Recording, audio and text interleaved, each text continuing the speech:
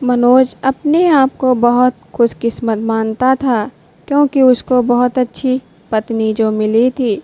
मनोज की पत्नी शीला और उसकी माँ बहुत अच्छी बनती थी। दोनों माँ बेटी की तरह रहती थी। बहू अपनी सास से बिल्कुल बेटी जैसा ही बर्ताव करती थी। बेटे की तरह रूठ जाती थी और जिद करके अपनी बात मनवा लेती थी। मनोज एकलौता लड़का है। मनोज के पिताजी नहीं हैं। मनोज की आर्थिक स्थिति इतनी अच्छी नहीं है, लेकिन घर में शांति और प्यार होने के कारण वो मेहनत करके अच्छे से अपना घर चला रहा है। साथ ही माँ और पत्नी से इतना अच्छा सपोर्ट मिलने के कारण उसे बहुत मदद मिलती है। बहू और सास की इस जोड़ी की चर्चा अब मोहल्ले रिश्तेदार में भी होने लगी है। इनकी मिसाल दी जाने लगी है। कुछ लोग जलते भी थे, कुछ कहते कि यह सब शुरुआत में होता है, थोड़ा समय जाने पर सारा प्यार ख़त्म और बहू अपने रास्ते और सास अपने रास्ते।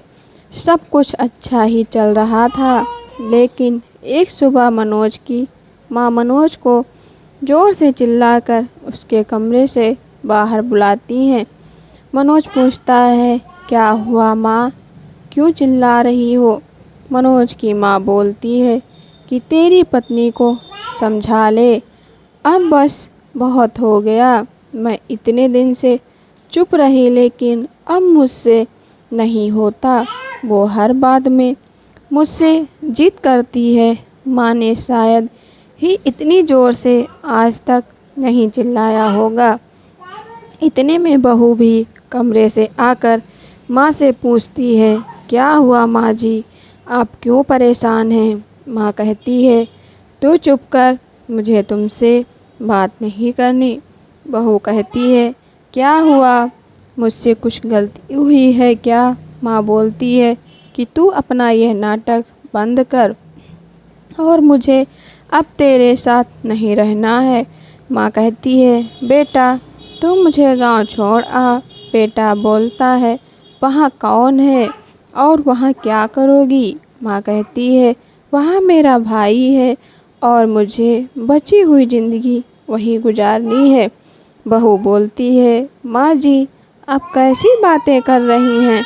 इस उम्र में आप वहाँ क्या करेंगी और मामा जी के पास कितने दिनों तक रहेंगी? हमसे कुछ गलती हो गई है तो बताएं। माँ बोलती है, तू तो मुझसे बात मत कर।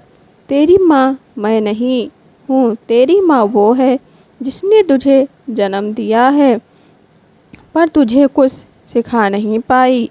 बहू को थोड़ा बुरा लगा। माँ जी आप क्या कुछ बोल रही हैं? आपकी तबीयत ठीक है? बेटा बोलता है, माँ तुम आराम करो, हम शाम को बात करेंगे। माँ एकदम जिद पर अड़ जाती है, मुझे अभी गांव छोड़कर आ, अब मुझे यहाँ नहीं रहना।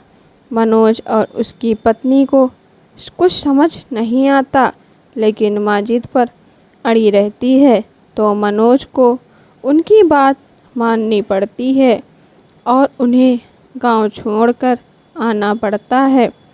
घर आकर फिर वो अपनी पत्नी से बात करता है और उसे पूछता है कि तुमने उन्हें कुछ क्या कहा जो माँ जी इतनी बिगड़ गईं? शीला बोलती है, इस उम्र में अक्सर ये होता है, चिड़चिड़ापन आ ही जाता है। हम 2 दिन बाद माँ जी को वापस ले आएंगे, आप चिंता मत करें। 2 दिन बाद फिर बेटा और बहू दोनों गांव जाते हैं। बहू को देखते ही माँ फिर से चिढ़ जाती है, कहती है, तेरी हिम्मत कैसे हुई मेरे सामने आने की? मैं मर जाऊं तब भी तो मेरे पास मत आना, मुझे हाथ मत लगाना। बहू को यह सुनकर ज़ोर से रोना आ जाता है। वो रोते हुए कहती है कि आप यह के अनाप शनाप बोले जा रही हैं। मैंने ऐसा क्या कर दिया जो आप इस तरह नाराज़ हैं हो गई हैं? माँ जी उठ से वहाँ से उठकर कमरे में चली जाती हैं और दरवाज़ा अंदर से बंद कर लेती हैं। मामा जी भी उन्हें समझाते हैं लेकिन वो नहीं मानती। बेटा और बहू वापस अपने घर आ जाते हैं। बहू अपने कमरे में बैठी रोती रहती है। मनोज भी कुछ समझ नहीं पाता है। माँ जी को गए अब 15 दिन हो गए। इतने दिन तक उनसे दूर ना बेटा रहा और ना बहू।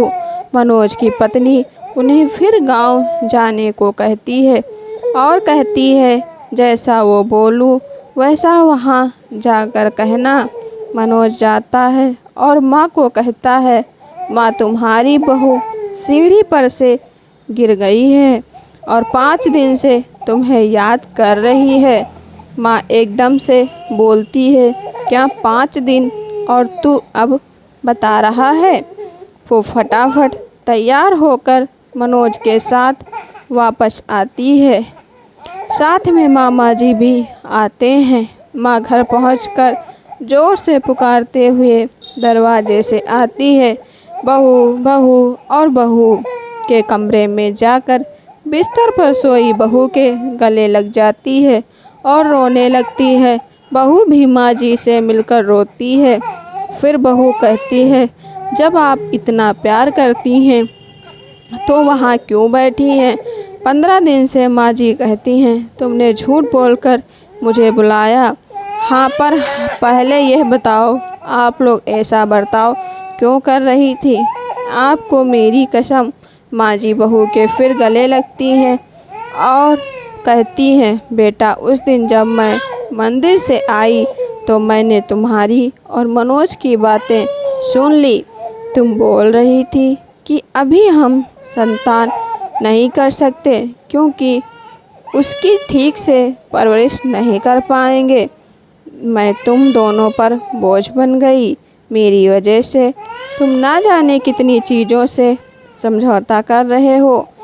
इसीलिए मैंने यह नाटक किया ताकि तुम दोनों यहाँ रहो और अपनी ज़िंदगी और अपने सपने और अपने बच्चे को इस दुनिया में ला सको। मैं अब इतनी कितनी दिन रहूँगी? बहू और मनोज दोनों भी माँ जी की बातें सुनकर रोने लगे। बहू बोलती है, अगर आप दोबारा ऐसा करेंगे तो हम कभी अपनी संतान नहीं करेंगे। आप हम पर बोझ नहीं है माँ जी। एक बात बताएं, क्या आपको हम बोझ लगते हैं?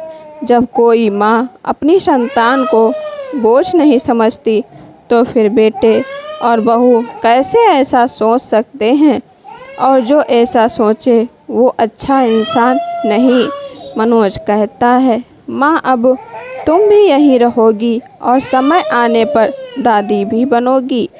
पुराना परिवार तोड़कर नया परिवार नहीं बनता, सबको साथ लेकर बनता है। साथ रहेंगे तो सब अच्छा होगा। फिर माँ जी वही अपने बेटा और बहू के साथ फिर रहने लगी। आपको यह कहानी कैसी लगी हमें कमेंट कर ज़रूर बताएं। इसी तरह की अच्छी कहानियाँ आप यहाँ पढ़ सकते हैं। यहाँ उपस्थित शिक्षाप्रद कहानियाँ आपका मनोरंजन करने के साथ दिशा भी देंगी। तो बने रहिए हमारे साथ और हमारे प्रयास को सफल बनाएं। अगर वीडियो अच्छी लगी हो तो लाइक और सब्सक्राइब अवश्य कीजिए।